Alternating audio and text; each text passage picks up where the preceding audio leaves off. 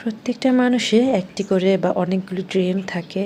তাদের স্বপ্ন পূরণের জন্য তারা চেষ্টা করে অথবা চেষ্টা করে না, মনে মনে পুষে রাখে অথবা চিন্তা করে, আল্লাহ আমি যদি এটা করতে পারতাম, আমার যদি এটা হতো, আমি যদি এখানে যেতে পারতাম, আমি যদি ওইটা করতে পারতাম। কত রকমের যে মানুষের মধ্যে চিন্তা ভাবনা স্বপ্ন মানুষ পুষতে থাকে, জমিয়ে রাখে। তারপর আল্লাহ যখন যাকে যেভাবে রাখে বা যেভাবে তার রিজিক রাখে, যেভাবে তার দেশ ভ্রমণের জন্য রাখে, সেটা সম্পূর্ণ আল্লাহ রাব্বুল আলামিনের উপর ডিপেন্ড করে আমি মনে করে থাকি। তো এমনই করে আমার কখনোই ঘুরতে যাব অ্যাব্রোডে ওরকম চিন্তা হয়নি। বাট মনে হতো যে বাইরে সেটেল হব বা নানান ধরনের চিন্তা হতো। তো বাকিটা আল্লাহর উপর ছেড়ে দিতাম। তারপর যেটি হতো, আল্লাহ রাব্বুল আলামিন আমাকে এক এক দেশের ভ্রমণ করার তৌফিক দিয়েছেন, গিয়েছি, যেটা আমি কখনো চিন্তাও করতে পারিনি।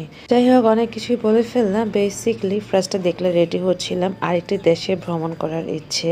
তো সেখানে আমাদের পেপারসগুলো সাবমিট করা, ইন্টারভিউ হওয়া, সব কিছু মিলিয়ে সারাটা দিন চলে গিয়েছে। তো রেডি হয়ে খাওয়া দাওয়া করে বের হলাম। তারপর বাসায় এসে দেখে আদনান একটা অর্ডার করেছিল অনলাইনে এরকম কর্নার।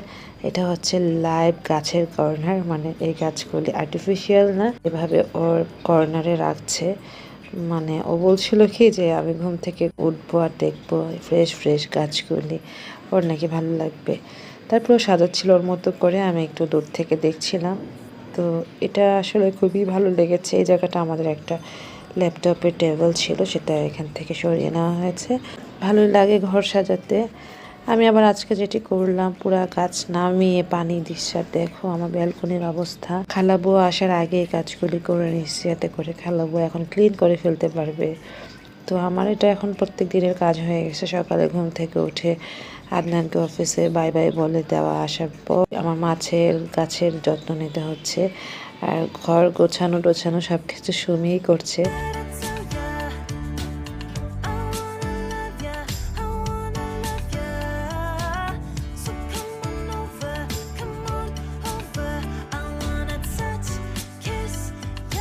বেসিকলি ফার্স্টের দিনই তো আমার জন্য একটা সারপ্রাইজ টেরারিয়াম নিয়ে এসেছিলো। তো ওইটা আমি আমার কর্নার, একটা ছোট টেবিল আছে ওখানে রেখেছি, যেটার ভিডিও তোমাদের সাথে শেয়ার করলাম। তো ওর হয়তো বা ওইটা থেকে চিন্তা হয়েছে যে একটা কর্নার নিতে পারি, তাই অনলাইন থেকে অর্ডার করে এই কর্নারটা নিয়েছে। তো আমার কাছে খুব ভালো লেগেছে যে কাঠেরও না, আবার স্টিলেরও না, মানে লোহার, মানে টেকসই মনে হয়েছিল। আর টেরারিয়ামের আমি এরকম স্প্রে করে দিই, তোমরা কিভাবে করো জানি না, আমার তো মনে হয় স্প্রে করলেই ভালো। তো তোমাদের যদি কোনো আইডিয়া থাকে দিতে পারো। আমি সবসময় স্প্রে করে কিছুক্ষণ পর লিড করে ফেলি, কারণ এখন মাত্র স্প্রে করেছি, এখন লিড করলে দেখা যায় কি যে উপরে একটু পানি পানি জমে থাকে। যাই হোক, আমি কিছুক্ষণ পর লিড করে ফেলবো। তারপর আমি মাছের কাছে আসার পরই দেখলাম সুমি আমার জন্য গরম গরম 1 কাপ চা নিয়ে আসছে।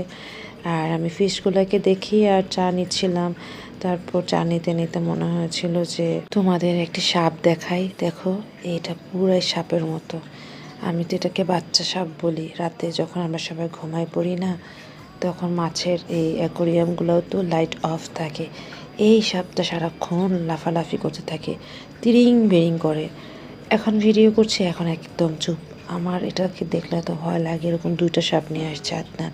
আমি তো সাপের বাচ্চা বা সাপের ছানা বলি, জানি না এটা আসলে সাপ নাকি মাছ। আদনান তো বলে ময়লা জীবাণু খায় এই মাছ, কিন্তু এটা দেখতে এরকম সাপের মতো লাগে কেন?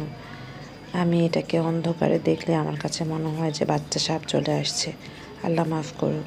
যাই হোক, তারপর ব্যালকনিতে এসে একটু ঘুরে টুরে গিয়ে রুমে গিয়েছে মা। আবার আজকে গিয়েছিল আপন মার্টে, ওখান থেকে বড় বড় সিঙ্গারা নিয়ে আসছে। আমরা সিঙ্গারা, পেঁয়াজ, কাঁচামরিচ খাচ্ছিলাম।